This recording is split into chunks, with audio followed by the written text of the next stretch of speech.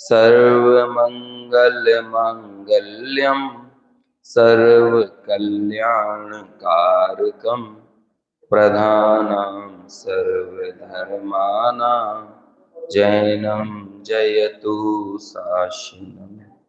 जैनं जयतु शासनम्।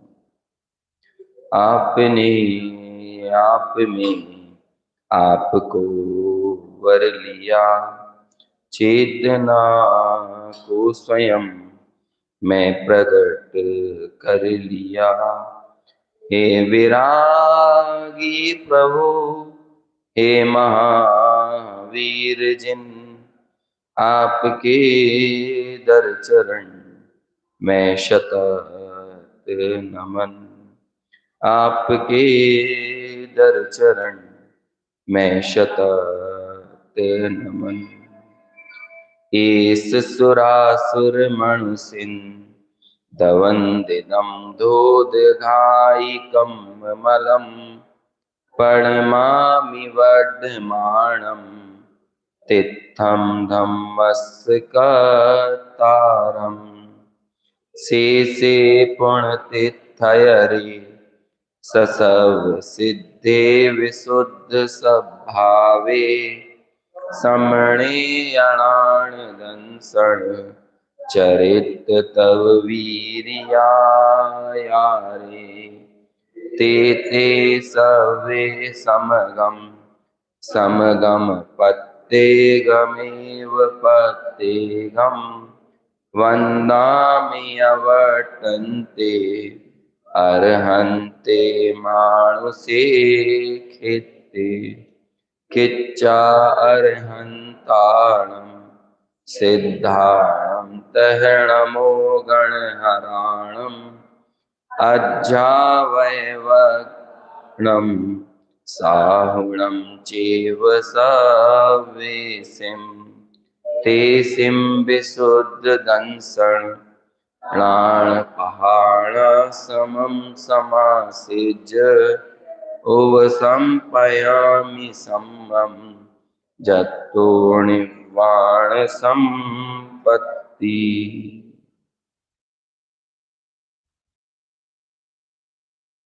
दिव्य ध्वनि का सार, ऐसा प्रवचन सार नामक ये ग्रंथ सुख अधिकार के अंतर्गत अतीन्द्रिय और इंद्रिय सुख के विषय में अपनी चर्चा चल रही है। और उस सुख के स्वरूप की चर्चा करते हुए आचार्य शुरुआत में ही समझ लो एक डिस्क्लेमर लगा देते हैं कि कौन से सुख की हम यहाँ बात करेंगे और कौन सा सुख उपादेय है। तो जो ज्ञान से अभिन्न हो ऐसे सुख के स्वरूप की यहाँ पर चर्चा चल रही है।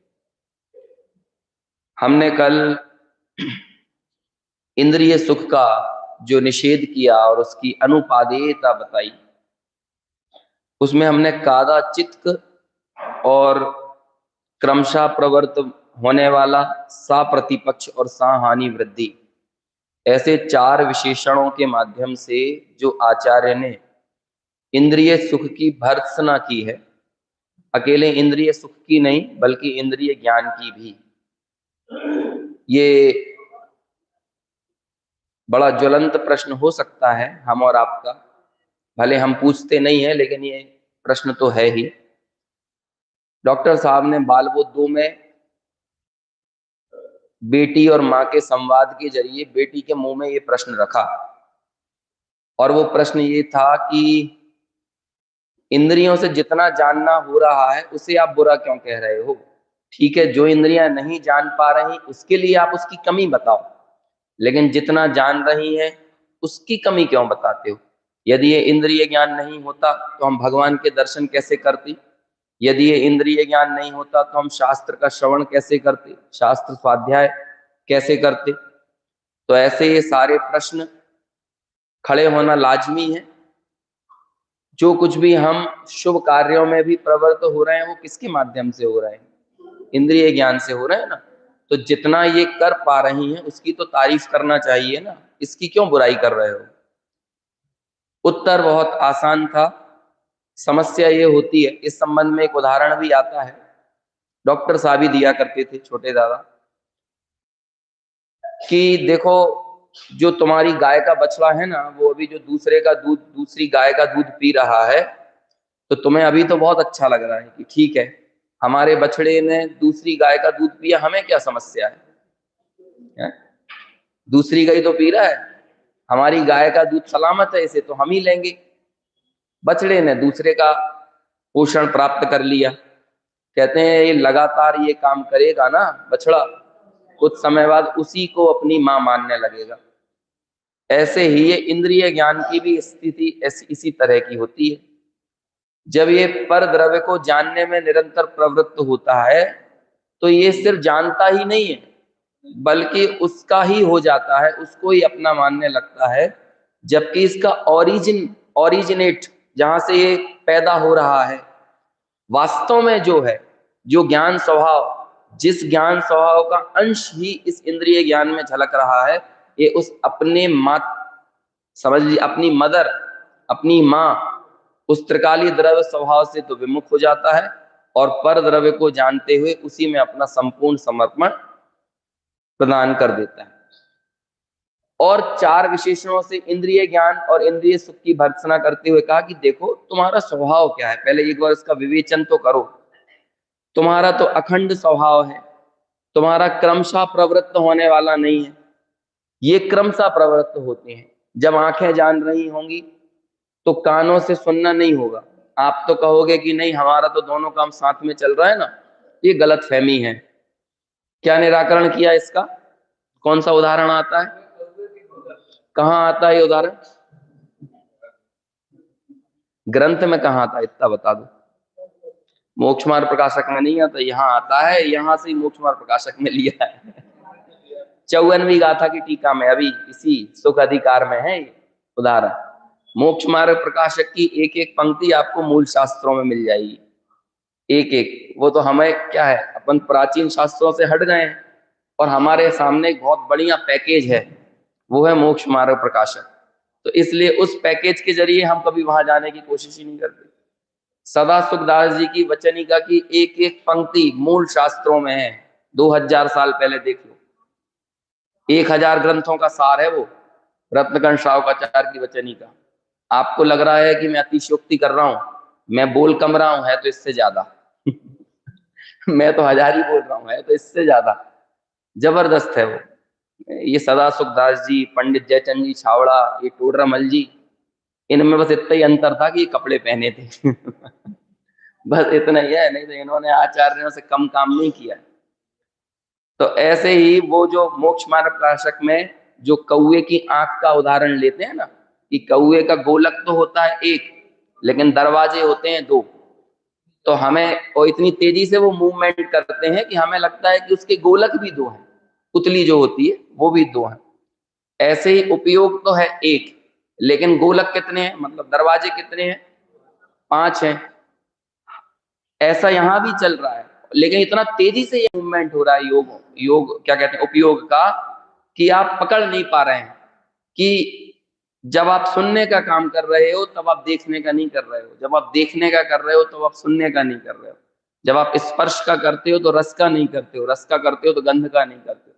इसे ही बोलते हैं क्रमशः प्रवृत्त होना। और ये हमारा गौरव नहीं है, ज्ञान का इस तरह से क्रमशः प्रवृत्त होना ये कोई गौरव की बात नहीं। अमृत चंद्राचार्य ने लघु तत्व स्फोट में इतना प्यार से एक तमाचा मारा है। कैसे? वे कहते हैं कि हे जगत के जीवों, तुम क्यों भिन्न भिन्न पदार्थों को अलग अलग जानकर बैल की भांति जुगाली करते हो? क्या कहते हैं? ये जगत के भिन्न भिन्न पदार्थ हैं ना, अलग अलग पदार्थ, और इन्हें हम जानने का काम कैसे करते हैं? अलग अलग, पहले इसको जाना, फिर किसी और को जाना, फिर किसी और को, फिर किसी और को। कहते हैं बैल की भांति जुगाली क्यों करते हो, सबको ही एक साथ क्यों नहीं जान लेते? क्या कहते हैं बाद में? लघु तत्व स्फोट के दूसरे अधिकार में, मेरे हिसाब से दूसरे या तीसरे नंबर का श्लोक होना चाहिए। देखो अभी पहले जुगाली को समझो, कैसी होती है जुगाली, कैसी होती है जुगाली। वो गैया वगैरह क्या करती हैं, गोष्ठियां करती हैं ना रात में सड़कों पर बैठकर, हाँ, वो गोष्ठी ही होती है, हमारी गोष्ठी उधर से ही आई है ना। गो, गो शब्द गाय के अर्थ में आता है, और उसे गो जो बैठकर जो आराम आराम से जो स्वाद लेती हैं, आराम से बैठ के, वही कहलाती है। वो 10-20 गैया बैठ के जो बैठ के और फिर आराम आराम से रस लेती है ना, वो कहलाती है गोष्ठी। फिर वैसे ही हम लोगों को भी तत्व का 10-20 लोग बैठ गए और तत्व का रस ले रहे हैं, तो हम लोग भी क्या कहने लगते हैं उसे, हम भी उसे गोष्ठी कहते हैं। तो वो जो गायों की गोष्ठियां होती हैं, तो उसमें वो दिन में तो क्या करती है, पूरा पेट भर यहाँ तक खा लेती है, फिर एक एक कौर निकालती है। बैल लिया है, बैल मतलब सारे ही मवेशी ले लेना। अमृत चंद्राचार्य ने कहा बैल की भांति जुगाली। अब बैल शब्द क्या है ना, थोड़ा सा किसी को उल्हा ना देने, भर्स ना देने के लिए अच्छा लगता है। अभी किसी को गाय कह दोगे ना तो वो तारीफ लगेगा, लेकिन किसी को अभी कैसा बैल है, अरे श्रुत सागर मुनिराज को क्या बोला था 4 लोगों ने, बैल ही तो बोला था ना। इसलिए ये शब्दों के प्रयोग होते हैं, क्योंकि कुछ शब्द किसी खास अर्थ में रूढ़ हो जाते हैं। जैसे गधा, गधा वाकई में बेवकूफ होता है, इसके कोई प्रमाण मौजूद नहीं है। लेकिन वो गधा है ना जो रूढ़ हो गया है कि वो मूर्ख होता है, बेवकूफ होता है। अब कोई गधा सम्यक दृष्टि हो तो, और उसमें सम्यक दृष्टि की पात्रता तो है जो होना चाहिए, और होते भी होंगे, इसमें क्या दो राय है, हमारी मोनोपोली तो है नहीं है सम्यक दर्शन के ऊपर। ऐसे ही बैल शब्द एक रूढ़ है अज्ञान के अर्थ में, है ना। अभी वो इसीलिए उसको ऐसा रूढ़ हो गया कि देखो है तो पावरफुल, लेकिन एक हंटर पर उसको ढोए जाता है और वो वजन ढोकर चला जाता है। अभी उसका मूड बन जाए हमें नहीं चलना है, तो वो लोग क्या होगा, कौन उसको हाँक पाएगा। लेकिन वो अपने आप को हक मानने में आनंद मानता है। तो आचार्यों ने भी उदाहरण दिया कि ये मोह जो है हमें बैल की भांति जोत रहा है। तो बैल रूढ़ हो गया है कुछ इस तरह से। ऐसे ही वहां भी उन्होंने कहा बैल की भांति जुगाली क्यों करते हो। तो ये बैल वगैरह जितने मवेशी होते हैं ये सब पहले भर लेते हैं अपने पेट में, और फिर एक एक कौर निकाल के खाते हैं, है ना, आराम आराम से। अब हमारे और आपके साथ भी क्या स्थिति होती है, ग्रहण करने की तो सर्व की इच्छा है, सबकी। उदाहरण के लिए समझो, मान के चलो कोई बफे सिस्टम में गया, बुफे वगैरह होते हैं ना, और कम से कम 250 आइटम तो आजकल बनते ही हैं, इससे कम में कैसे सफल माना जाएगा उसे। तो अभी पहले क्या करेगा वो आदमी, पहले मुआयना करेगा कि कहाँ क्या क्या है, और फिर सब मुआयना करके अंदर ही टैली कर लेता है कैलकुलेशन कि मुझे इस स्टॉल पर इतना टाइम, इस स्टॉल पर इतना टाइम। तो वो क्या, पूरे को ग्रहण करने की इच्छा यहां भर ली। अब ग्रहण कैसे करने जाएगा, एक एक को, एक एक को ग्रहण करने जाएगा ना, फिर उसे उसका कैलकुलेशन है कि मुझे डोसे के स्टॉल पर कितना देना है, रसमलाई पर कितना देना है ना, जो जो भी आइटम बने हैं वहां पर कितना देना, ऐसे एक एक को ग्रहण करता है। इच्छा सबको ग्रहण करने की है, लेकिन ग्रहण एक एक को करता है। मान के चलो पूरी दुनिया को घूमने का किसी का रस हो, पूरी दुनिया में, तो चाहता हूं अपने जीवन में हर एक देश, हर एक कंट्री घूम। आजकल वो चलता भी है, ये जो ट्रेवल ब्लॉगर होते हैं ना, ये डालते हैं सबसे पहले country number 9, country number 11, country number 64। तो ऐसे डालते हैं वो कि देखो मैं इतनी कंट्री घूम चुका हूं। तो ऐसे ही मन में तो भावना क्या है, सबको घूमने की, लेकिन सबको एक साथ कैसे घूमेगा, तो क्या करेगा, क्रमशः, इसे बोलते हैं क्रमशः प्रवृत्त होना। तो फिर एक एक देश को घूम के आएगा, इस समर वेकेशन में यहाँ, इस विंटर वेकेशन में यहाँ, इसमें यहाँ।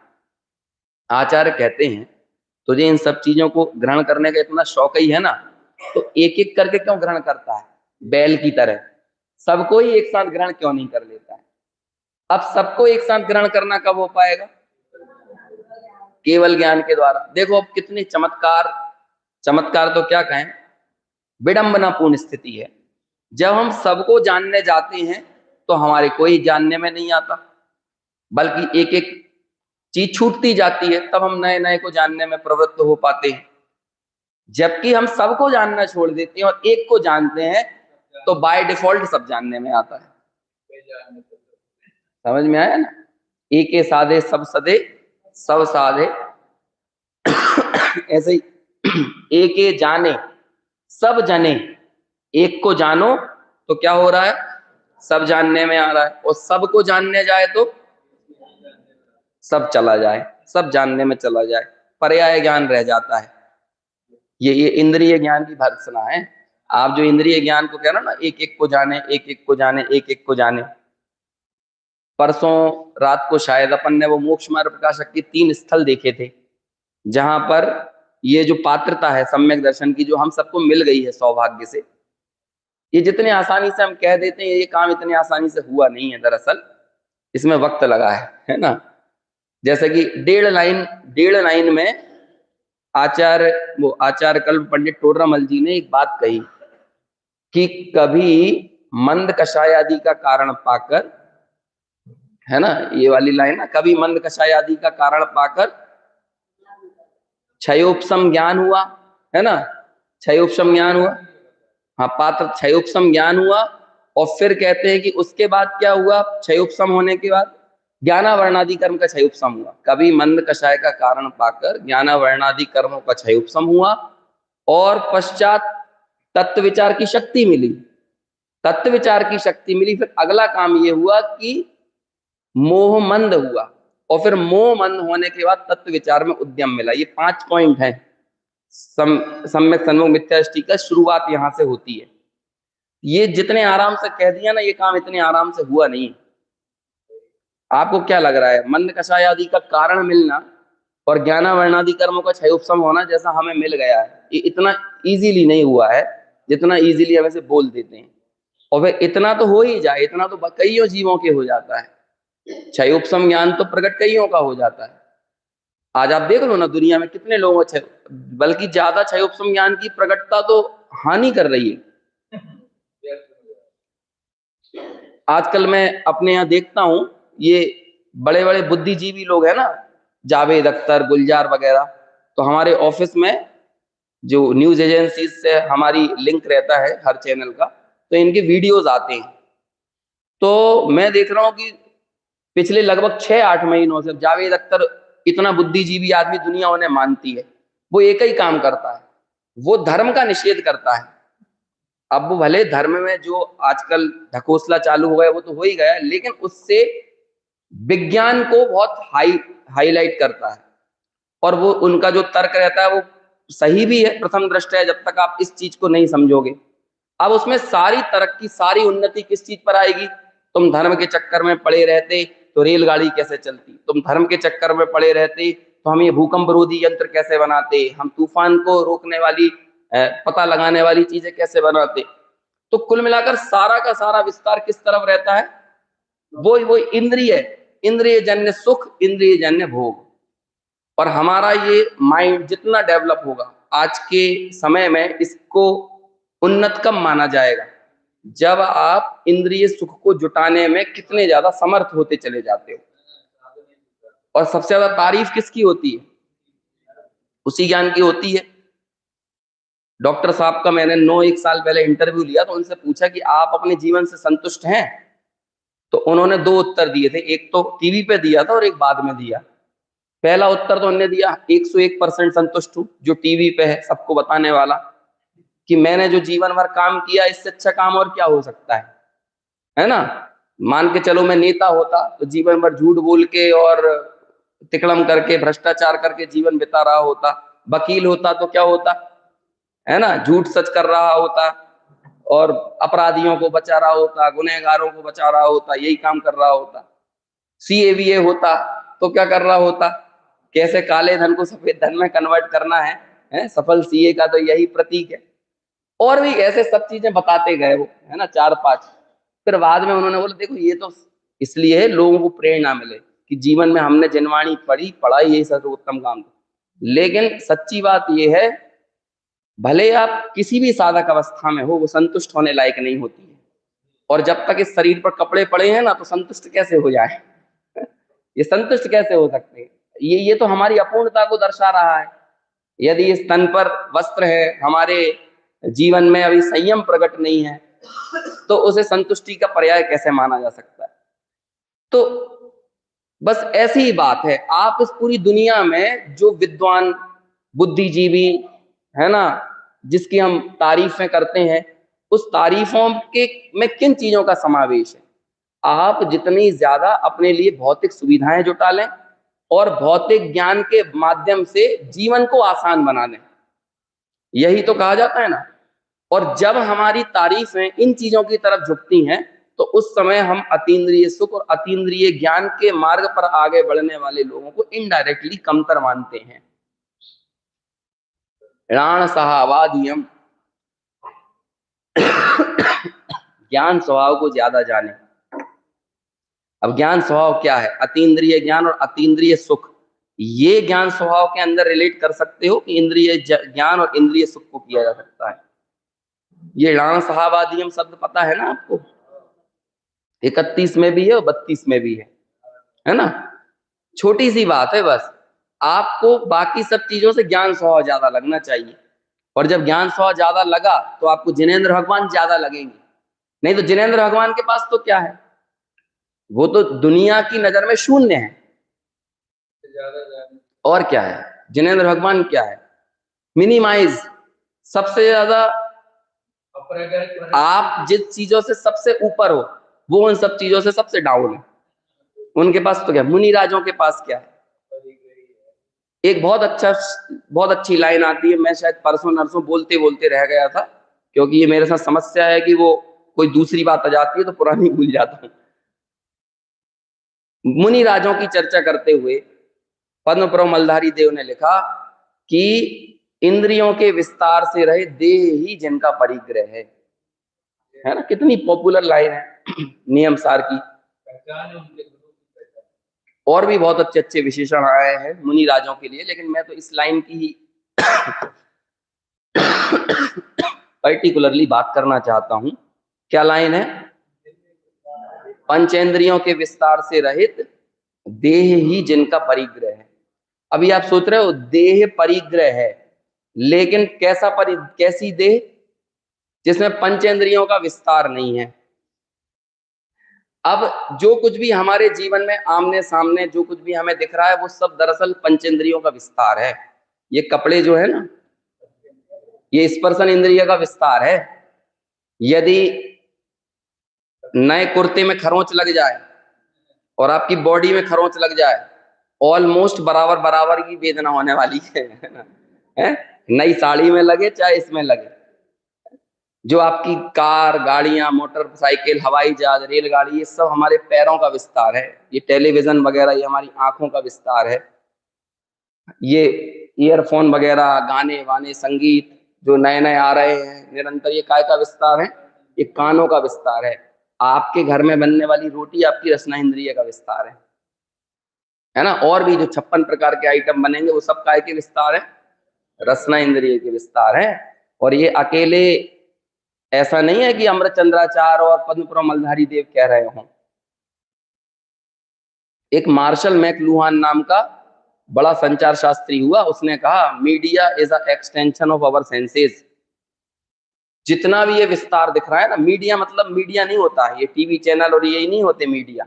मीडिया मतलब जो भी माध्यम, माध्यम को मीडिया, वो माध्यम का बहुवचन मीडिया होता है। जो भी मीडिया है ना, ये लिफ्ट लगी है ना तो ये भी मीडिया है, ये सीढ़ियां हैं ये मीडिया, ये कपड़े मीडिया हैं, क्योंकि ये आपको सर्दी गर्मी से बचाने का माध्यम है। ये सब क्या है? एक्सटेंशन यानी विस्तार है। काय का? हमारी इंद्रियों का। यही बात तो अमरचंद्राचार्य ने कही। इंद्रिय मतलब 3 चीजें, द्रव्येंद्रियां, भावेंद्रियां और इंद्रियों के विषय। ये सब क्या है? अब देखो, दरअसल जो हम जिन भी चीजों पर प्रसन्नता जाहिर करते हैं वो किस पर करते हैं? जहां हमारी इंद्रियों का विस्तार हो, इंद्रियों का सुचारू प्रवाह, इंद्रियों से ग्रहण किए जाने वाले सुख और इंद्रियों से ग्रहण किया जाने वाला ज्ञान, जहां हमारे निरतिचार भोग्य का कारण बना रहे। हालांकि निरतिचार रहेगा नहीं वो उसे तो बता ही रहे, लेकिन हम चाहते तो यही है ना। आपके घर के पास हॉस्पिटल खुला तो क्या है वो? इंद्रियों को सुचारू बनाए रखने के लिए ही तो है। सिनेमा हॉल खुला, आजकल कॉलोनी कटती हैं और घर बिकते हैं, तो कैसे बेचे जाते हैं? Bank 5 minute walk, railway station 10 minute walk, है ना। हॉस्पिटल 3 मिनट, स्कूल 2 मिनट, ऐसे ही किया जाता है ना। हम क्या देख रहे हैं अपने आसपास? हमें जहां रहना है वहां क्या देखते हैं? अच्छा, मुनिराज जहां देखते हैं वह क्या देखते हैं? How far ATM. मुनिराज के लिए एटीएम कितना दूर है, अस्पताल कितना दूर है, बताइए। अब ये देखिए, आंखें तो हैं, आंखों का विस्तार नहीं है। कान तो हैं, कानों का विस्तार नहीं है। रसना तो है, लेकिन रसना का विस्तार नहीं है। अब बोलो, ऐसी रसना किसको चाहिए जिसका विस्तार नहीं है? बताइए, किसको चाहिए ऐसी रसना? कोरोना में परेशान हो गए थे सब, रसना ने काम बदल दिया था अपना। तो है, खा रहे थे मीठा, आ रहा था कड़वा। तो कहाँ भागे भागे फिरे हम? जरा आंखों का विस्तार चला जाए तो क्या होता है? तुरंत भागे भागे फिरते हैं ना, आंखों का विस्तार सुचारू बनाने के लिए, कानों का विस्तार बना। और मुनि राजाओं को कैसा लगता है? जहां उनकी ये इंद्रियां उनके संयम में बाधक बनने लगती हैं, तो उन्हें एक ही ख्याल आता है, समाधि का। समझ में आया ना? अमृत चंद्राचार्य ने प्रवचन सार में शायद 226 नंबर की गाथा की टीका में लिखा, शुद्धात्म साधना, शुद्धात्मा का हेतु संयम, और संयम का हेतु शरीर। क्या कह रहे हैं? क्रम, कैसा क्रम बैठाया है?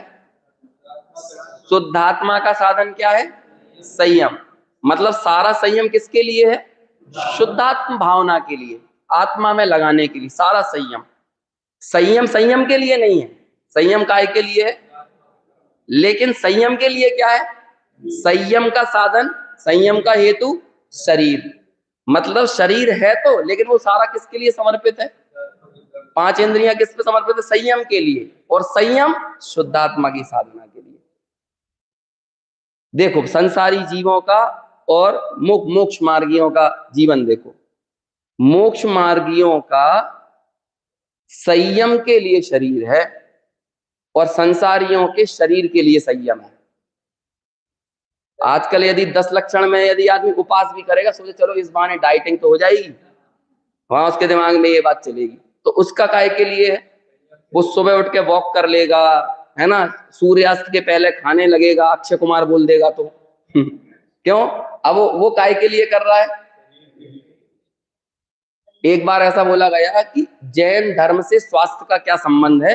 इस पर आप 2015-16 की बात है, महाराष्ट्र में एक जगह अंबड़, अंबड़ करके जगह है, तो वहां पे कहा कि ये जो स्वास्थ्य वगैरह है ना, ये जैन चरणान योग से स्वास्थ्य का क्या संबंध है, उस पे बोलो। तो मैंने कहा देखो भाई, ये जो स्वास्थ्य वास्थ्य मिल जाता है ना, ये डिफेक्टेड बोर्ड ऐसे ही मिल जाता है, ये कोई बहुत बड़ी चीज नहीं है। यदि संयम या चरणानुयोग पालते समय शरीर के स्वास्थ्य की फिक्र है ना, तो वो चरणानुयोगी नहीं है। अभी आपका हो गया, मान के चलो आपने रात्रि भोजन छोड़ दिया और उस कारण से आप थोड़े हेल्दी हो, मतलब आपको कोई बीमारी नहीं है, तो ये हो गया। लेकिन आपकी दृष्टि में ये बात पड़ी हुई है कि मेरा शरीर स्वस्थ बना रहा है, इसलिए मैं रात्रि भोजन छोड़ूं, तो वो रात्रि भोजन त्यागी नहीं है। हम ना, हमारा सारा संयम किस पे समर्पित है? शुद्ध आत्मा के साधना के लिए। और सारा शरीर की क्रिया काय पे समर्पित है? जो चरणार्थ योग में आपको शरीर विज्ञान दिखता है ना, वो किसके लिए है? यहाँ तो मूल में भूल है। यदि आप शरीर को हेल्दी बनाने के लिए संयम पाल रहे हो, तो ये मूल में भूल है। उसे संयम नाम मत दो, आपको जो कहना हो कहो। बाल संयम भी नहीं है वो। बाल संयम तो 28 मूल गुणों का निरतिचार पालन करने वाले मुनिराज, जिनके सम्यक दर्शन नहीं है, उनको कहा जाता है। उनके संयम में कोई खोट नहीं है। लेकिन यदि आपकी दृष्टि में शरीर पड़ा हुआ है ना, मुनिराज के तो बस यही भावना रहती है कि ये जो मैं कर रहा हूं ना, ये अच्छा है, तो उनका उपयोग आत्मा में ना रहकर उस संयम में लग गया। लेकिन संयम की तरफ से बिल्कुल निरतिचार पालन कर रहे हैं उसका। लेकिन आचार्य तो उस संयम से भी ऊपर उठने की बात करते हैं, कहते इस संयम में भी जान डालो, अभी इसमें जान नहीं है, ये जीवित नहीं है। ये जीवित कब होगा? जब इसमें जीवत्व आएगा, नहीं तो कैसे जीवित होगा? और हम और आपको तो ये लगने लगता है।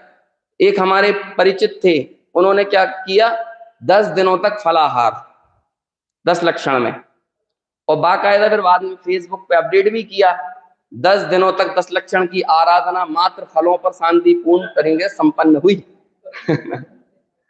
अरे भाई 10 दिनों तक तो उल्टा हरी छोड़ते हैं, और चलो तुम यदि खा रहे हो और उसे एक्सपोज भी कर रहे हो और उसे बता रहे हो कि धर्म की आराधना हो गई। अब ये अल्टीमेटली आप कर तो ये रहे थे कि फलों के माध्यम से थोड़ा 2-5 किलो वजन कम हो जाए, ये कोशिश कर रहे थे, और आपने नाम उसमें क्या दे दिया? समय शिखर पे से लोग लौट के आते हैं 3-3 वंदनाएं करके, कहते हैं चलो कम से कम 3 दिनों में, है ना, इतनी अच्छी वॉकिंग हुई, अब इस हैबिट को हमें घर पे भी बनाए रखना है। मतलब समय शिखर का चढ़ना उतरने की हैबिट घर पे बनाए रखना, चढ़ने उतरने की। लेकिन वो जिस काम के लिए था, जो जो एक प्रेरणा थी, जो ज्ञान और वैराग्य का अनुचरण करने की प्रेरणा लेने के लिए हम वहां गए थे, वैसी भावना तो हृदय में विकसित नहीं हुई। अब ये देखो दोनों जीवन में कितना अंतर है, एक तरफ मोक्ष मार्गियों का, मुनि राजों का, और एक तरफ संसार मार्गियों का। ये ये जहर और अमृत की तरह हैं ये दोनों चीजें। हम लोगों को ऐसा लगता है कि जैसे कि भैया कलमी आम नहीं है तो बादामी आम दे दो, है ना, बादामी नहीं है तो हापुस दे दो, ऐसा हम ऐसे ऑप्शन समझते हैं। ऐसा ही लगता है कि संसार मार्ग और मोक्ष मार्ग, इंद्रिय ज्ञान और अतीन्द्रिय ज्ञान ऐसा ही है। ठीक है चलो भैया, अतीन्द्रिय ज्ञान नहीं है तो इंद्रिय ज्ञान दे दो जो शुभ उपयोग में लगा रहता है ना, हापुस नहीं मिल रहा तो कलमी आम। अरे अमृत और जहर का अंतर है इनमें, पता नहीं है, इसलिए इसकी भर्त्सना की गई है इंद्रिय ज्ञान की, इंद्रिय सुख की। अब जब तक नहीं हो रहा, देखो मेरे साथ 6वें नंबर का श्लोक स्टोप दीर्घ में होगा, जहां पर यह कहा कि जब तक तुम धूप में खड़े हो, उससे अच्छा क्या है, छाया में खड़े हो जाओ। पहले तो ये बोला कि पापोपयोग से बेहतर तो क्या है, शुभोपयोग है। उसकी अगली वाली श्लोक में लिख दिया, यदि तुम शुभोपयोग में खड़े होकर आनंदित हो गए ना, तो ये वासना मात्र में वेतत, वासना मात्र है। ये क्या, ये भी वासना है। तुरंत अगले ही श्लोक में उसका खंडन कर दिया, क्योंकि धूप में खड़े हो चाहे छाया में खड़े हो, घर पे तो दोनों ही स्थिति में नहीं हो ना, गंतव्य तो दोनों ही स्थितियों में नहीं हो, रास्ते में तो अभी ही हो। और जिस जगह पर आप खड़े हो आपको लग रहा है अभी यहाँ छाया है, क्या छाया निरंतर रहेगी? पूर्व यदि ये भी पश्चिमोन्मुखी है तो छाया लग रही है, पूर्वोन्मुखी हो जाएगा तो धूप आ जाएगी, दक्षिणोन्मुखी हो जाएगा तो धूप आ जाएगी, क्या करोगे? वो तो बदलेगी ना स्थिति। हाँ, ये टेम्परेरी पड़ाव हो सकता है, पड़ाव कभी गंतव्य नहीं होता। समझ में आया? मंद कषाय का भी एक नशा होता है, बिल्कुल वैसे ही नशा होता है। हाँ, वैसे ही नशा होता है मंद कषाय का, कि क्या होता है, हमने यहाँ मंद कषाय में लिया, अभी दिन भर तीव्र कषाय में रहेंगे, फिर शाम को नशा करने। सुनो, सुनने में अजीब लग रहा होगा, मुश्किल भी लग रहा होगा, मंद कषाय आकषाय में जाने का साधन है। मंद कषाय से तीव्र कषाय में जाने की निरंतर भावना चल रही है ना, और वापस थोड़ी देर के लिए लौंग इलायची की तरह वापस मंद कषाय में लौट आए, तो ये अच्छा नहीं। बच्चों को अपन सिखाते हैं पाठशालाओं में, आपके यहाँ भी सिखाते हैं, हमें भी सिखाया गया था कि बाहर से अंदर आओ और अंदर से मंदिर जाओ। ओ, बाहर से मंदिर आओ, मंदिर से अंदर जाओ। ये क्या मतलब होता है इसका? अशुभोपयोग से शुभोपयोग में आओ और शुभोपयोग से शुद्धोपयोग में आओ, यही तो मतलब है ना। आकषाय पड़ाव वो मंद कषाय पड़ाव हो सकता है, लेकिन मंद कषाय गंतव्य नहीं है। लेकिन जब मंद कषाय हमें गंतव्य लगने लगेगा तो क्या होगा, उसके ऊपर जाने की कभी भावना नहीं होगी। अपन घर से निकलते हैं ना, बोल के निकलते हैं 5 मिनट में मंदिर से होके आ रहे हैं, मतलब पत्नी को आश्वस्त करके आते हैं, घबराना नहीं, हम भाई नहीं रहने वाले हैं, हम आएंगे तो तुम्हारे ही पास है। वो तो भगवान को थोड़ा सा अपना दिखाया है शकल। पूरी तरह से आश्वस्त है, पूरी तरह से घर में आश्वस्त करके तीर्थ यात्राओं पर जाते हैं, बेफिक्र रहो, हम छोड़ के नहीं जाएंगे घर, आएंगे तो यहीं। ऐसी आश्वस्ति है हमारी, अशुभ उपयोग में आने की आश्वस्ति है, जब हम शुभ उपयोग में रहते हैं उस समय भी। समझ में आओ? इसलिए हमारे घर के लोग हमें धर्म करते हुए देख के बिल्कुल नहीं घबराते। क्योंकि बेटा तुम्हें जितना भी लगे रहना है लगे रहो, लौट के तो यही आओगे, है ना। कोई नहीं घबराता है। वो घबराते तो वो थे कि जब वो सुकमाल मुनि, सुकौशल मुनि, अरे कहीं धोखे से मुनि राज ना दिख जाए इसको, यदि दिख गए तो ये तो निकल लेगा। अपने प्रति कोई भावना नहीं है, इसे तो भगवान दिख जाए, जिनवाणी पढ़ ले, लौटेगा तो यही ऐसी एकदम परमानेंट आश्वस्ति। इसलिए वो बीच बीच में क्या होता है, तीव्र कषाय की भयावह अग्नि में थोड़ा जलते हैं, फिर थोड़ी देर के लिए मंद कषाय, और मंद कषाय में आने के बाद वापस लौट के कहाँ आना है, फिर तीव्र कषाय में आना है। ऐसा रहता है। ये इस कषाय के प्रवाह को हल्का करने में कोई चीज समर्थ है ना, तो वो सच्चा भेद ज्ञान है, तत्व निर्णय है। उसी में अब अपने को अपना मूल्यांकन 24 घंटे की क्रियाओं से करना चाहिए। यहाँ तो आप थ्योरी लेकर जाते हो, प्रैक्टिकल तो 24 घंटे चलेगा, स्वाध्याय 24 घंटे चलेगा, स्वाध्याय यहाँ नहीं चलेगा। ये तो पराध्याय है, क्योंकि कोई ना कोई अवलंबन जुड़ा हुआ है। लेकिन जब ये सब अवलंबन नहीं रहेंगे, जहां मैं नहीं रहूंगा, जहां शास्त्र नहीं रहेंगे, और जहां पर सिर्फ हम ही रहेंगे और हम ही हमारे परिणामों का अध्ययन कर रहे होंगे, तब वो क्या कहलाएगा, वो कहलाए। ऐसे ही इस चीज से इंद्रिय ज्ञान और इंद्रिय सुख के प्रति हमारी ललक, हमारी तड़प, इन सब चीजों का विचार करो। हमारी बजने वाली तालियां किसके लिए होती हैं, हमारे हृदय से असल में उठने वाली तारीफों की हुंकार किसके लिए होती है, असल में अहोभाव किसके लिए आता है, असल में। यहां तो प्रस्ताव, ये जगह है, वो ये तो जगह है। वो तो क्या करें, कांग्रेस का नेता आ जाए घर में और भाजपाई आदमी हो तो वो भी उसकी आवभगत कर देगा, लेकिन दिल से पूछो तुम्हारे दिल में क्या है। ऐसे ही ये तो प्रस्तावित है। अभी क्या है, अभी राहुल गांधी आपके आ जाएगा तो आप भले ही भाजपाई होगे, लेकिन आप राहुल गांधी का आदर सत्कार करोगे कि नहीं, क्यों, क्योंकि वो ऑरा है, उस पर्सनैलिटी का ऑरा है। ऐसे ही यहां रह के भगवान का ऑरा है, तुम्हारा क्या ऑरा है वो बताओ। ये तो भगवान का ऑरा है, ये तो जिनवाणी का ऑरा है कि हम जिनवाणी की सन्निधि में बैठे हैं, लेकिन जिनवाणी की सन्निधि से हमारा ऑरा बदलना चाहिए। भगवान का तो जो है वो रहेगा ही, उसमें क्या है।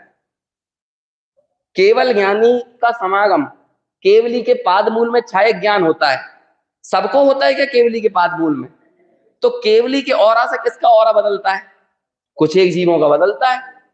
किन का बदलता है, जो केवली का अवलंबन छोड़ देते हैं, लेकिन निमित्त उनमें केवली कहलाते हैं। ऐसे ही जिन मंदिर हमारे कल्याण में निमित्त कब कहलाएंगे, जब हमारा ऑरा, मतलब तो समझते हैं ना, हमारा पूरा परिवेश, आभा मंडल, वो बाबूजी की पंक्तियों में आता है ना, मेरा वातावरण विशुद्ध हुआ है? हाँ, पर्यावरण विशुद्ध हुआ। तो ये भाई, ये तो पर्यावरण शुद्ध है, लेकिन तुम्हारा पर्यावरण कैसा है ये बताओ, समझ में आया। तो हम यहाँ बैठकर जो कह रहे हैं, जो बोल रहे हैं, वो तो अलग बात है, लेकिन वाकई में अहोभाव किसके लिए आ रहा है, अंदर में अहोभाव किसके लिए। अभी मैं और ज्यादा बोलता नहीं हूं, नहीं तो क्या करें, अभी भी आपने पंच कल्याण किया है,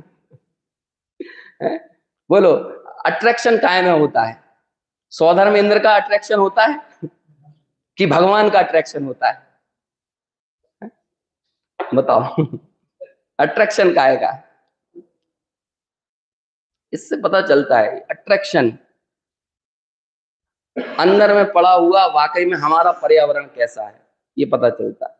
इंद्रिय ज्ञान और इंद्रिय सुख, हम लोग सिद्ध अवस्था चाहते हैं, लेकिन पूरे ग्लैमराइज ढंग से, कि तीर्थंकर भी बने, चक्रवर्ती भी बने, और फिर जाएं, अभ्युदय सुख मिले, फिर निश्रेयस सुख मिले तो काम का है। सीधे सीधे निश्रेयस सुख मिल जाए बिना किसी लाइमलाइट के, तो उसमें क्या दम, बोलो। अभ्युदय सुख के साथ चाहते, अभ्युदय सुख समझते, अभ्युदय मतलब जितना पुण्योदय के जन्य सुख है वो सब अभ्युदय कहलाता है, और जो निर्वाण रूपी सुख है ना, उसे कहते हैं निश्रेयस सुख। ये तो कह दिया समंत भद्राचार्य ने, सम्यक दृष्टि को अभ्युदय सुख भी मिलता है, निश्रेयस भी मिलता है, क्योंकि सच्ची बात यही है, मिलता सम्यक दृष्टि को ही है। लेकिन वो हमारे दिमाग में सम्यक दर्शन के साथ पड़ा क्या है, ख्याल में अभ्युदय सुख। अब ये अभ्युदय सुख क्या है, ये इंद्रिय सुख का पर्याय है कि अतीन्द्रिय सुख का है, और अतीन्द्रिय सुख के आकांक्षियों को मिल जाता है इंद्रिय जन अभ्युदय सुख। लेकिन जो इंद्रिय सुख की लालसा तो रखे और बात करे निश्रेयस सुख की, उसे क्या मिलेगा, उसे तो दोनों ही नहीं मिलने वाले। बहुत लंबी चर्चा की तिल्लोय पंडिती में, आगे बात सम्यक दर्शन की करना है, लेकिन कम से कम 20-25 गाथाएं अभ्युदय सुख में लिख दी। कहते हैं राजा किसे कहते हैं, महाराजा किसे कहते हैं, अधिराजा किसे कहते हैं, अर्धचक्री किसे कहते हैं, चक्री किसे कहते हैं, नारायण प्रति नारायण, कहते हैं ये सब क्या है, ये सब अभ्युदय सुख है। सबको बताया राजा कौन है, पैमाना बताया सबका, राजा किसे कहेंगे, अधिराजा किसे कहेंगे, महाराजा किसे कहेंगे। कहते हैं ये सब कौन बनेगा, सम्यक दृष्टि बनेगा। कौन बनेगा, तो बस वो पढ़ते पढ़ते एकदम मुंह में पानी आ जाता है? अरे इसलिए सम्यक दर्शन, ये तो प्रथम भूमिका में भोगों में लगे हुए जीव को जोड़ने का एक जरिया होता है। अष्टगुण पुष्टि तुष्टा दृष्टि विशिष्टा प्रकृष्ट शोभा दुष्टा अमरा अप्सरसाम परिषदी चिरम रमनते दृष्टि विशिष्टा। अप्सराओं की परिषद में कौन रहेगा, ये सुन के ऐसा नहीं लग रहा 40 हूरों के पास कौन जाएगा?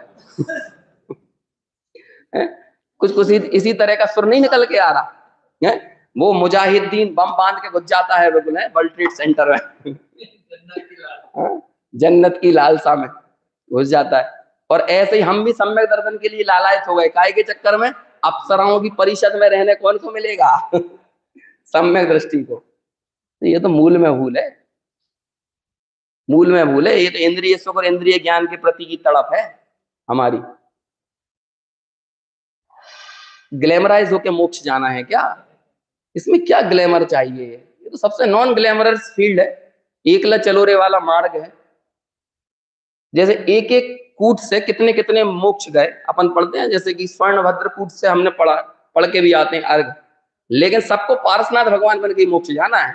वो बाकी 2 करोड़ 5 करोड़ जितने थे ना, उनसे हमें कोई लेना देना नहीं है, सबको पारसनाथ ही बनना है।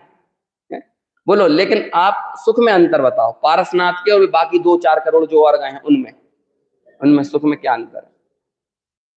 ये मोक्ष सुख संबंधी भूल है, ये मोक्ष तत्व की भूल है। ये क्या होता है, ये सारी चीजें हृदय पे हाथ रख के विचार करने वाली हैं। और फिर मैं बोलता हूं, एक तत्व संबंधी भूल मतलब 7वां तत्व संबंधी भूल। क्रम से क्लियरिटी नहीं आती है, एक साथ आती है, साइमल्टेनियसली आती है। वास्तव में तत्व तो एक है, समझ में आया ना? तत्वार सूत्र में लिखा ना, जीवा जीवाश्रव बंध संवर निर्जरा मोक्षाः और तत्वम एक वचन, मोक्षाः तक बहुवचन और फिर बाद में एक वचन।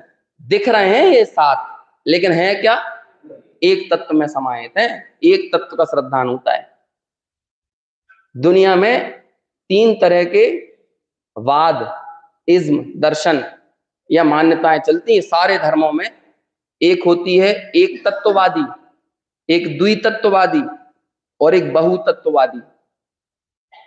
सब दर्शन ऐसे ही हैं। इसे एक तत्व को एकेश्वरवादी बोल देते हैं, है ना, अद्वैतवादी भी कह देते हैं, और द्वितत्ववादी और बहुतत्ववादी। कुछ लोगों ने सिर्फ एक ही तत्व माना है। बहुत सारे दर्शन हैं, जैसे कि ईसाई है, मुस्लिम है, ये सब कहते हैं एक ही तत्व है, एक ही ईश्वर है। ब्रह्मद्वैत वाले भी ऐसे ही मानते हैं, एक ही ब्रह्म है ना, एको ब्रह्म द्वितीयो नास्ति। कुछ लोग 2 मानते हैं, सांख्य वगैरह, प्रकृति और पुरुष। और कुछ बहुतत्ववादी होते हैं, बहुत सारे तत्व मानते हैं कि नहीं एक ही नहीं है और भी हैं। लेकिन फिर जैनों से पूछा तुम कितने तत्ववादी हो, तुम कितने तत्ववादी हो? तो जैनों ने कहा कि ना हम एक तत्ववादी हैं, ना 2 तत्ववादी, ना 3 तत्ववादी, ना बहुतत्ववादी, हम तो स्यादवादी हैं। कैसा स्यादवाद, कि तुम कहो तो हम एक तत्ववादी भी हैं, हम बता रहे हैं वो कैसे हैं। 2 तत्ववादी भी हैं और बहुतत्ववादी भी हैं। कैसे? जब आप ये कहते हो आत्म श्रद्धानम सम्यक दर्शनम, ये एक तत्ववादी दृष्टिकोण है। जब आप कहते हो स्वपर भेद विज्ञान सम्यक दर्शन, ये द्वितत्ववादी दृष्टिकोण है। और जब आप कहते हो तत्वार्थ श्रद्धानम सम्यक दर्शनम, ये बहुतत्ववादी दृष्टिकोण। तीनों चीजें आ गई कि नहीं? लेकिन तीनों में अल्टीमेटली मुझको मेरे रूप से एक ही तत्व सब में माना जा रहा है। मेरा अंश तो मुझ में ही है, मेरा अंश पर में नहीं है, ये तो सभी में माना जा रहा है ना। अपने अंश को पर में मिलाने का काम तो यहाँ पर है ही नहीं। बस ये जैन शासन है। और ऐसे जैन शासन में जब हमने अपना संपूर्ण मूल्यांकन ईमानदारी से किया कि मैं कैसा हूं, मैं, मेरी वास्तविकता क्या है, और हमने उसी समय इंद्रिय सुख और इंद्रिय ज्ञान के बारे में विचारा कि नहीं ये चीजें तो मेरे नेचर से मेल ही नहीं खाती हैं, ये तो गलत तस्वीर चिपकाई जा रही है मेरे साथ। यदि इंद्रिय ज्ञान को मेरा स्वरूप कह रहे हो तो ये गलत तस्वीर है। और वो इंद्रिय जन्य ज्ञान और इंद्रिय जन्य सुख चाहे शुभोपयोगमयी हो चाहे अशुभोपयोगमयी हो, क्योंकि इस सुख की मंत्रणा करने के बाद अगला जो चैप्टर आने वाला है ना इसी प्रवचन सार में, वो कौन सा आएगा?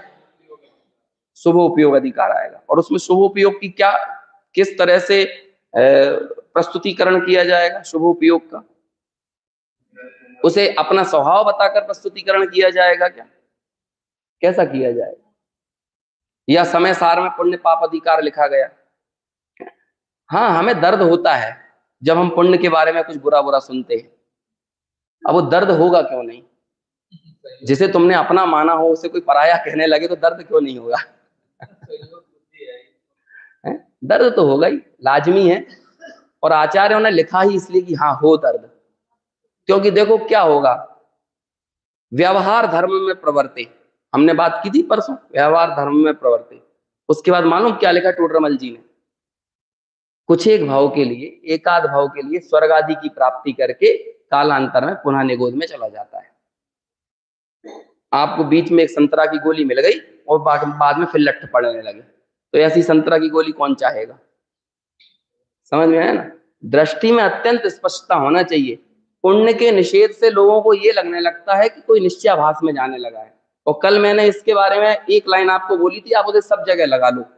और टोडरमल जी की भी एक लाइन चाहिए है ना, तो वो भी ले लो, जब तक ज्ञाता दृष्टा रूप ना प्रवर्ते तब तक प्रशस्त राग रूप प्रवर्तन करो, लेकिन श्रद्धा तो ऐसी रखो कि ये बंध का कारण है, मोक्ष का कारण नहीं है। पुण्य को मोक्ष का कारण मानकर हम पुण्य की तो हत्या कर ही देते हैं, मोक्ष की भी हत्या कर देते हैं। मोक्ष मार्ग जो वास्तविकता है, हमने दोनों को एक कत्ल कर दिया ना। लोग कहते हैं व्यवहार को खत्म कर दिया कुंदाचार्य ने, व्यवहार को जिंदा कर दिया, व्यवहार को जिंदा कर दिया। बताया ये व्यवहार, हम लोगों ने तो व्यवहार की सत्ता मिटा दी थी। आपकी आइडेंटिटी मैंने किसी और के नाम से चिपका के घुमा रहा हूं आपको, और आपकी आइडेंटिटी खत्म ही कर दी। ऐसे ही व्यवहार की आइडेंटिटी हमने खत्म कर दी और व्यवहार को निश्चय के नाम पे चिपकाने लगे। तो मर्डर कौन का हुआ है? व्यवहार का ही तो हुआ। आपने व्यवहार का आधार कार्ड बनवा दिया आचार्य कुंद ने, यूनिक आइडेंटिफिकेशन। व्यवहार व्यवहार है, व्यवहार की खूबसूरती इसमें है कि उसका निषेध हो जाए। समझ, जब आपका ये मंदिर बन रहा होगा ना, मैंने देखा तो नहीं है बनते हुए, लेकिन जब बन रहा होगा ना तो इसी जगह पर मजदूरों ने भी खाना आना बनाया होगा, किसी कोने में बाथरूम भी करते होंगे, है ना? यहीं मतलब क्या कहते हैं, यहीं कहीं बाहर जाके कहीं कुछ, जब कुछ जमीन एकदम खाली कोरी पड़ी हुई थी तो वो टेंट लगा लेते होंगे, है ना? हमने एक शुद्धि का स्थल कोई विशेष रखा होगा, लेकिन उन्होंने इधर ही कहीं टेंट लगा लिया होगा, वहीं कहीं भोजन बनाने लगते होंगे, वहीं काम करते करते थूक भी देते होंगे, करते होंगे कि नहीं? और फिर धीरे धीरे धीरे बनाते बनाते बनाते ऊपर चले गए, ऊपर चले गए, ऊपर जाते गए। अभी देखो इन मजदूरों के कार्य की सार्थकता किसमें है? इस मंदिर में बने रहने में है कि यहां से निकल जाने में? और जैसे जैसे ऊपर से फिनिश करते जा रहे हैं, अभी अखिलेश भैया का बगल में घर बन रहा है, क्यों? ये जो मजदूर आपका काम कर रहे हैं उन्हें क्यों निकाल रहे हो आप? ये सारा चाक चौबंद और खूबसूरती तो वही मजदूर लेके आएंगे। कम से कम एक आध उनके लिए भी कॉर्नर दे दो रहने के लिए, इतनी मुश्किल से बनाए। लेकिन नहीं, अभी तो परमिटेड है, हाँ यहीं तुम थूक लो, यहीं पे तुम क्या कहते हैं खाना आना बना लो, यहीं कर लो काम। समझ में आया ना? लेकिन तुम्हारी सार्थकता किसमें है? यहां से निकल जाने में।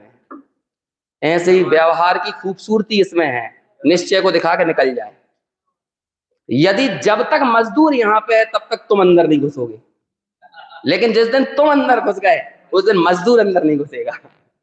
ऐसे ही जिस दिन व्यवहार ने निश्चय को दिखा दिया, जब तक व्यवहार दिख रहा है तब तक निश्चय नहीं दिखेगा, लेकिन जब निश्चय का विषय दिख गया तो व्यवहार नहीं दिखेगा। और यदि वो दिख गया तो अभी काम अधूरा है। उसकी खूबसूरती इसमें है, उसकी खूबसूरती ही निषेध्य हो जाने में है। हाँ बस अब यही तो किया है आचार्य कुंद ने, यही तो किया है। उन्होंने व्यवहार को तो बता दिया, भाई तुम्हारे यही आइडेंटिटी है। हम गलत काम कर रहे थे, हम गए फोटोग्राफर के पास, भैया कुछ अच्छी सी शाहरुख जैसी फोटो खींच दो, तो आज तो एआई का जमाना है, तुम्हारे मुंह पे शाहरुख खान चिपका देगा वो, तो क्या होगा? शाहरुख खान जिंदा होगा, तुम तो मर गए। समझ में आया? हमने भी क्या किया, हमने व्यवहार के ऊपर निश्चय की फोटो चिपका दी है, तो इसमें व्यवहार तो मर गया और निश्चय भी वास्तव में मर गया है। और लोगों को ये लगता है समय सार ने व्यवहार को खत्म कर दिया। समय सार मैंने व्यवहार को जिंदा कर दिया। जब 26वें नंबर की गाथा में कहा कि ये शरीर सहित केवली की वंदना, ये सब मिथ्या साबित हो जाएगी यदि आप आत्मा और शरीर को भिन्न भिन्न बताओगे। बोलो, ये सारी वंदना स्तुति लिखी गई है तीर्थंकर आदि की, ये कैसे लिखी गई है? उन्होंने कहा कैसे लिखी गई, हम बता रहे कैसे लिखी गई है, व्यवहार से लिखी गई है। तो बोलो, व्यवहार को जिंदा किया कि मार दिया? 57 नंबर की गाथा पढ़ो, है ये जो 49 प्रकार के, कितने 29 प्रकार के भाव, 29 ही है ना, ये 29 प्रकार के भाव आत्मा के रही है। तो 56 या 57 नंबर की गाथा में कहते हैं ना, है ये आत्मा के व्यवहार से। तो वो लोग काय को जिंदा किया है? और हमें क्या लगता है? ऐसे ही कहा कि ये पुण्य पाप किसको एक जैसे लगते हैं। 149वीं गाथा तक पहुंचे थे शुभम जी, अभी 149 नंबर की गाथा पढ़ी थी, उसमें एक लाइन आई थी ना, सहावरदार, स्वभाव में रत व्यक्ति, उसके लिए स्वभाव में रत वो वेदी, एक वेदी ऐसी है जिस वेदी पर पुण्य और पाप दोनों का कैसे है, जब हो जाते हैं एक समान हो जाते हैं। तो बोलो, स्वभाव के आग्रही हो कि पुण्य के आग्रही हो? तो जो स्वभाव का आग्रही हो, जो स्वभाव में रत होने का इच्छुक हो, वो पुण्य के एकत्व में कैसे अटक सकता है? पुण्य करता हुआ भी पुण्य के एकत्व में नहीं अटकता। यही तो खूबसूरती है। तदात्वे प्रयोजनवान, अपने अपने समय में प्रयोजनवान है, अपने समय में प्रयोजनवान है, सदाकाल प्रयोजनवान नहीं है। सदाकाल कौन प्रयोजनवान है? आपको अपने समय में टेम्परेरी प्रयोजनवान चाहिए कि सदाकाल प्रयोजनवान चाहिए? आचार्य यही तो कहते हैं, कदाचित क्रमशः प्रवर्तमान, हीन अधिक होने वाला, क्या कहते हैं, सा हानि वृद्धि और सा प्रतिपक्ष। इन इन चारों चीजों से बाहर निकलना पड़ेगा, और इन चारों चीजों का अवलंबन जो जो है, चाहे वो शुभ भाव ही क्यों ना हो, इंद्रिय ज्ञान ही क्यों ना हो, इंद्रिय सुख ही क्यों ना हो, वो सारे उपादेय नहीं होते। और आगे जाकर बस यही कहेंगे, उपादेय कौन है? जो सदाकाल ग्रहण करने योग्य हो, सदाकाल जिसका अवलंबन लेना सही हो। सदाकाल हम तो तुम्हें वो चीज दे रहे हैं जो दिन में, रात में, भरत में, विधि में, ऐरावत में, स्वर्ग में, नरक में, त्रियंच में, हर जगह पर जो अवलंबन लेने योग्य हो, और तुम उसे पकड़कर बैठ जाते हो कि जो टेम्परेरी, तदात्वे, किसी काल विशेष में प्रयोजनवान, और किसी काल में जानने में प्रयोजनवान का गुरुदेव ने क्या अर्थ किया? जानने में आता प्रयोजनवान। आप उस रास्ते से निकल रहे थे, आपने भोपाल से इंदौर का सफर, जबलपुर से इंदौर का ट्रेन में बैठे ओवरनाइट में, रास्ते में बहुत सारे स्टेशन पड़े, इटारसी, नरसिंह, भोपाल, ये सब क्या है? ये रास्ते में आने वाले सारे स्थान कौन से, कैसे प्रयोजनवान है? अच्छा देखो, यदि आपने ये देखा कभी, मान सामने कहीं एक्सीडेंट हो गया और आपकी ट्रेन कटनी में खड़ी हुई है, तो आप एक घुमा के कहीं से लेके जा रहा है, तो तुरंत कहोगे ना, अरे आता तो इटारसी था, ये कटनी कहां से आ गया? तुरंत क्या बोलोगे? तुरंत संदेह कहां होगा कि जब हमें स्वभाव अच्छा लगता है तो रास्ते में तो संयम आना चाहिए था, ये असंयम क्यों बना हुआ है? तो ये जो संयम है, छठवां गुण स्थान, सातवां गुण स्थान, देश संयम, होना चाहिए था ना ये। यदि आत्मा स्वभाव अच्छा लग रहा है तो जीवन में संयम होना चाहिए था कि नहीं? लेकिन नहीं है ना, इसका मतलब आत्मा अच्छा नहीं लग रहा है। तो ये क्या, ये तदात्वे, जानने में आता हुआ प्रयोजनवान। जीवन में ये रूपांतरण होना चाहिए था ना। ये वैभव, ये लौकिक वैभव अच्छा क्यों लग रहा है, देवगुरु शास्त्र अच्छे क्यों नहीं लग रहा है? तो ये क्या, ये देवगुरु शास्त्र क्या हुए? जानने में ये बताते हैं, ये रास्ते के पड़ाव बताते हैं। जरूरी है ये। अपने अपने समय में, अपने अपने समय में, उस भूमिका में जब आप परमार्थ की तरफ गमन कर रहे हो, तो रास्ते में जो पड़ाव आना चाहिए वही आएंगे। नहीं तो संदेह होगा कि गाड़ी राइट ट्रैक पे है कि रॉन्ग ट्रैक पे है। तो इसे बोलते हैं तदात्वे प्रयोजनवान। लेकिन बीच में प्रयोजनवान होने पर भी गंतव्य कौन सी जगह है बोलो? अरे रास्ते में इटारसी पड़ेगा, लेकिन इटारसी में 2 घंटे खड़े रह जाओगे तो बेचैनी होने लगेगी इंदौर जाते समय। क्यों? क्योंकि गंतव्य क्या है? जहां जहां जे जे योग्य थे, ओ ये वाली नहीं, जहां जहां जे जे साधक है तहां ते बाधक है। साधक अवस्था यदि लंबे समय तक बनी रह जाए तो बाधक हो जाती है। सोचिए आप, साधक अवस्था अंतरात्मपना यदि ज्यादा टिक जाए, अंतरात्मा कभी टिक ही नहीं सकता, कभी रह अंतरात्मा की निरंतरता नहीं रह सकती। मैं अंतरात्मा की बात कर रहा हूं, हम पुण्य को टिकाए रखना चाहते हैं। कितने समय रह सकती है अंतरात्मा अवस्था? अधिकतम 2-4 भाव, 2-4 भाव ही रह सकती है ना। सम्यक दृष्टि आप कब तक रह सकते हो? 2-4 भाव ही है। या तो आप वापस से मिथ्यात्व में आओगे, या फिर कहां चले जाओगे? परमात्मा हो जाओगे। दो ही आपके ऑप्शन है। जो 2-4 भाव रहने वाली टेम्परेरी दशा है, जो औपसमिक भाव है, जो छाया उपसमिक भाव है, वो भी उपादेय नहीं है। और हम किसे उपादेय मान के बैठे हुए हैं? समझो तो सही, अकेले पुण्य की आलोचना थोड़ी करते हैं। अंतरात्म अवस्था भी रहने योग्य नहीं है। अंतरात्म अवस्था भी तदात्म्य प्रयोजनवान, जानने में आती हुई प्रयोजनवान है, वो भी गंतव्य नहीं है। ये है भाई साहब जन शासन क्या है। आप मूल्यांकन तो करो इंद्रिय ज्ञान इंद्रिय सुख का, एक एक लाइन की गहराई में उतरो। मैं तो कह रहा हूं जब तक आत्मा का नशा नहीं चढ़ा ना, तो जिनवाणी का चढ़ा लो। अब और क्या कर सकते हैं, क्योंकि जिनवाणी आपको आत्मा की तरफ ले जाएगी। बस दूसरा और कोई चारा और तरीका दिखता नहीं है। बाकी हम जहां रख रहे हैं, हम हर समय क्या कहें, जिन भोगों में हम अपना सर्वस्व समर्पित करते हैं ना, वो भोग हमको लतिया देते हैं। लेकिन तब भी हम दीवाने बने फिरते हैं कि हमें यही मिल जाए, यही मिल जाए। लतिया देता है वो। आप जिस मकान, जिस गाड़ी, ये सबसे ज्यादा तो ये शरीर ही लतियाता है। इसकी पूरे ख्याल रखते हैं, और जब जरा सा मौसम चेंज होता है तो कहीं जुकाम, कहीं सर्दी, कहीं खांसी, कहीं वायरल। ये लतिया दिया इसने, ये जड़ पदार्थ ने चेतन को लतिया दिया। लतिया दिए समझते हैं? तिरस्कृत कर दिया, दुत्कार दिया है, लत्ती मार दी, घोड़ा मारता है जैसे वो करता है। हम तो इसे स्वस्थ बनाए रखना चाहते थे इसको सब कुछ देके, लेकिन इसके बाद भी ये कहाँ रह पाता है?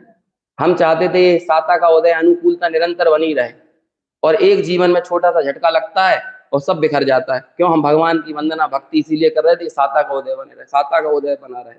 और जरा ही सा कुछ होता है, एक गाड़ी पलट जाती है, गाड़ी का एक्सीडेंट हो जाता है ना, कोई कहीं से गिर जाता है, लो पता चल गया, औकात पता चल गई साता के उदय की। हमने तो इतना समर्पण दिखाया था इस पुण्य के प्रति, उस पुण्य ने हमारी क्या गत कर दी। यही होगा। 15 कोड़ा कोड़ी सागर उपम का साता वेदनी असाता में कन्वर्ट हो जाता है। तो कैसे हो जाता है? पुण्य को संरक्षण देने की सामर्थ्य भी आत्मानुभूति में है। नहीं तो बोलो पुण्य को भी कौन सुरक्षित रखेगा?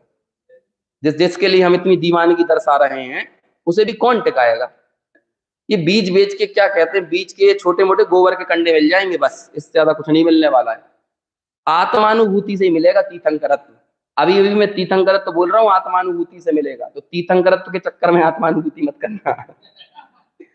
नहीं तो हमारी दीवानगी तो इंद्रिय सुख और इंद्रिय ज्ञान के प्रति रहेगी। एकला चलो रे वाला मार्ग है ये, और एकला चलो की सामर्थ्य वो ही जुटा पाता है जो इंद्रिय ज्ञान और इंद्रिय सुख से विरक्त होकर अपने एकत्व की साधना करता है। और इस जगत में एक का पर्यायवाची यदि कुछ होता है ना, तो वो होता है आत्मा। एक का पर्यायवाची है आत्मा। यदि अकेला एक कह दिया जाए ना, उसका मतलब ही होता है आत्मा। एक जगह ऐसा प्रश्न किया किसी ने कि आत्मा तो अनंत होती है, तुम बच्चों को ये क्यों सिखाते हो एक आत्मा होती है? सिखाते हैं ना, एक आत्मा होती है, दो जीव होते हैं, संसारी और मुक्त। आत्मा तो कई होती है, आत्मा एक ही होती है। समझ में आया ना? आत्मा वाकई में एक ही होती है। जीव प्लस मैं इज इक्वल टू आत्मा, और आत्मा माइनस मैं इज इक्वल टू जीव। आत्मा में मैं माइनस कर दो तो क्या बन जाएगा? जीव। और जीव में मैं जोड़ दोगे तो क्या बन जाएगा? तो बोलो मैं कितने हैं इस दुनिया में? मैं कितने हैं? मैं तो एक ही है ना। ऐसा एक पर्यायवाची है आत्मा का। ऐसे एकत्व की साधना करने वाले ही उस एकला चलो के मार्ग पर यानी मोक्ष मार्ग पर आगे बढ़ पाते हैं। ऐसे मुक्ति के मार्ग पर हम अग्रसर हों इस भावना से।